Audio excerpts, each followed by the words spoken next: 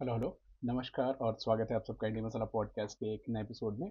और मैं हूं आपका होस्ट दोस्त अमित शेखर इंडिया मसाला। कल जो हमने इंटरेस्टिंग बात करी Ashtavakra and how to break our own ego, मैं सोच रहा था दिन भर कि क्या कुछ प्रैक्टिकल ख्याल हैं, कुछ विचार हैं जिनसे हम अष्टावक्र की लर्निंग्स को, उनकी जो सोच है, उनकी जो दी हुई दिशा है, उस पर चल सकें। तो अभी कुछ 5-10 मिनट में हम लोग कोशिश करेंगे इसको थोड़ा समझने की।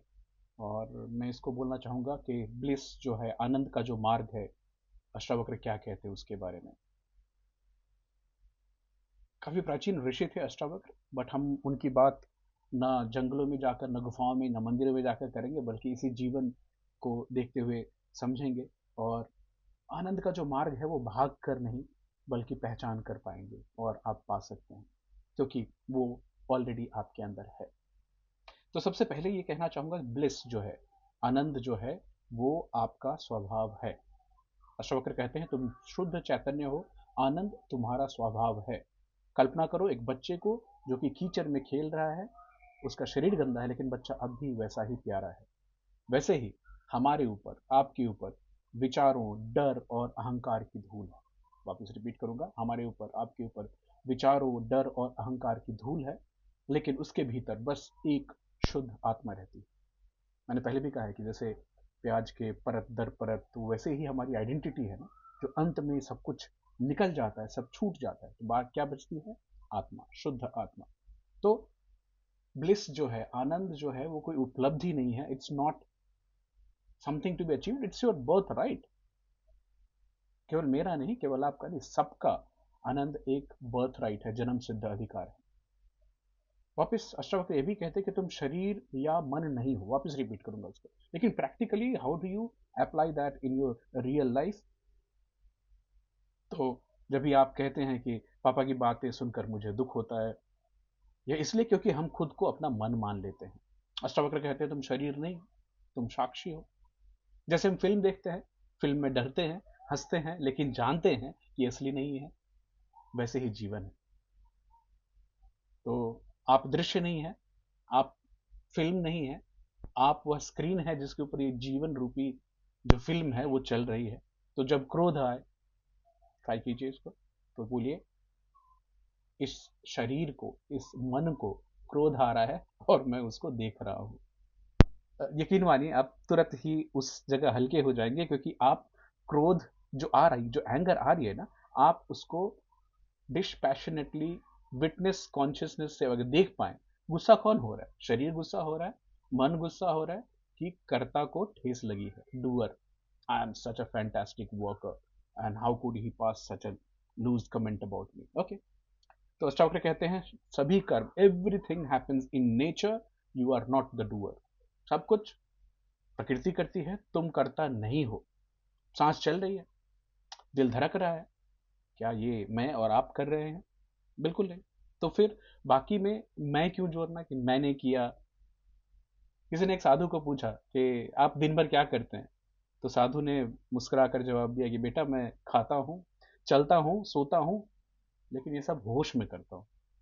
तो यही अंतर है, होश, अवेयरनेस, वही कुंजी है आनंद की। तो कभी भी खुद को पाएं कि आपके चेहरे से मुस्कान, आपके दिल से वो सुकून चली गई है जो जिसके आप हकदार हैं, जन्मसिद्ध अधिकार है आपका। तो आप सोचे खुद से कि कहाँ फंस गया अभी, शरीर में फंसा हूँ, कि मन में फंसा हूँ, कि कर्ता में फंसा हूँ? खुद से निकल जाएंगे। इच्छाओं का त्याग, आनंद की कुंजी। इच्छा संसार का मूल है, और अगर आप उसे छोड़ें तो आप तत्क्षण आनंदित हो सकते हैं, क्योंकि हमारे आनंदित होने के पीछे, ब्लिस के पीछे, हमारी बहुत सारी प्री रिक्विजिट्स होती हैं। ये होगा तो खुश हो जाऊंगा, वो होगा तो खुश हो जाऊंगा। सोच के देखिए, पिछली बार कब दुख हुआ था? शायद कुछ ना मिलने पे, या शायद किसी के कुछ ना आपके हिसाब से बोलने के। और आनंद कब मिला? शायद बिना किसी वजह के, किसी बच्चे को खेलते हुए देखकर, किसी छोटे हुए पपी को अपने दूसरे पपी के साथ खेलकर, शायद अगर आप ऑब्जर्वेंट हैं तो सूरज को देखकर, उगते हुए सूरज को या डूबते हुए सूरज को, या फिर एक बस सिंपल गर्म चाय की चुस्की ली और दैट मोमेंट आपको खुशी हुई, तसल्ली हुई। तो जहां इच्छा नहीं होती है, आनंद वहीं छुपा होता है। जहां जहां हम इच्छा को लेकर चलते हैं, आनंद उससे दूर दूर घूमता रहता है। पांचवी बात जो कहना चाहूंगा कि मौन में द साइलेंस, सॉरी, मौन में विश्राम और मुक्ति है। Silence is what. तो ज्ञानी जो है वो मौन में विश्राम करते हैं, वो रहते हैं, शांत रहते हैं अपनी जगह पे। और वो घटनाएं, वट एवर एक्सीडेंट्स और लाइफ हैपनिंग अराउंड, लाइफ में अच्छी बुरी गंदी सारी चीजें चलती रहती हैं, विचलित नहीं होते, मोस्टली कांस्टेंट रहते हैं। तो ये मौन शब्दों का मौन नहीं बोल रहा हूँ, ये मौन है विचारों का मौन होना। तो रोज 5 मिनट बैठे, ना मोबाइल, ना कोई थॉट, बस अपने जो श्वास है, अपनी जो रेस्पिरेशन है, उसको ऑब्जर्व करना है। खाली उसको देखिए, मन में जो कुछ आए आने दीजिए, जाए जाने दीजिए, आप केवल साक्षी रहिए। तो मैं तो ऐसे बोलता हूँ कि आपका जो मन है वो एक ब्लू स्काई है, नीला आसमान। उसमें विचार बादल हैं, आते जाते रहते हैं। वो तो कांस्टेंट है नहीं, लेकिन क्या कांस्टेंट है? That blue sky. तो कभी कभी ये खुद से भी पूछना है कि अपने दिन में कुछ भी कहने या करने से पहले रुक जाएं 2-3 सेकेंड और पूछे, क्या मैं सजग हूं? Am I conscious at this point in time? ये जो एक्शन होने जा रहा है, ये बाय डिफॉल्ट एक्शन है कि मैं कॉन्शियसली कर रहा हूं।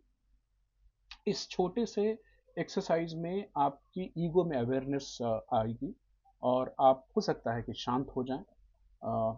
आप ज़्यादा लोगों को माफ़ कर पाएंगे, थोड़े कम क्रिटिकल होंगे अगर आप कॉन्शियसली सब कुछ करें तो। क्योंकि अब आप कुछ बस बनने की कोशिश नहीं कर रहे, you are just being there. So that being is very very important. Otherwise तो हमेशा कुछ आपाधापी चलती रहती कि ये कर लें, वो बन जाए, वो डूअर का कर्ता का जो खेल है वो चलता रहता है। तो आखिर में अष्टावक्र की जो वाणी है, जो उनका बोलना है, उसको याद रखें कि आप शरीर नहीं हैं, आप मन भी नहीं हैं, आप चैतन्य हैं, मौन, शुद्ध, मुक्त, हर चीज से। कुछ पाने की जरूरत नहीं है, बस पहचानने की जरूरत है। और आप वही हैं जिसे आप हमेशा से खोजते रह रहे हैं। उम्मीद है इन बातों से कुछ सार निकलता है, कुछ जरूर शेयर करें मेरे साथ। इस जर्नी में हम आप साथ हैं, और अगर आप इसे सुन पा रहे हैं तो आप इस जर्नी के साक्षी भी हैं। Thank you so much.